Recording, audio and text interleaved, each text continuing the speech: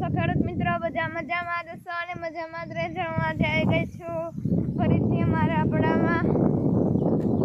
આજે આપણે લેવાની છે કપાસની ખેતરની આપણે કપાસની વાવેતર કર્યું છે તેને આપણે થોડો કપાસ હું તમને દેખાડી દઉં। જોઈ શકો છો તમે, કપાસ બહુ સરસ થયો છે, મારી હાઈટ પ્રમાણે થઈ ગયો છે, જોઈ શકો છો। અને એમાં ઝીંડવા પણ આવવા માંડ્યા છે, જોઈ શકો છો। જો બહુ સરસ કપાસ થયો છે અને આ કપાસ મારે થોડા સમયમાં થઈ જશે અને કપાસની બજાર પણ સારો રહેવાનો છે। જો તમે મસ્ત કપાસ થયો છે અને અમે માંડવીનું પણ વાવેતર કર્યું છે, તમે જોઈ શકો છો।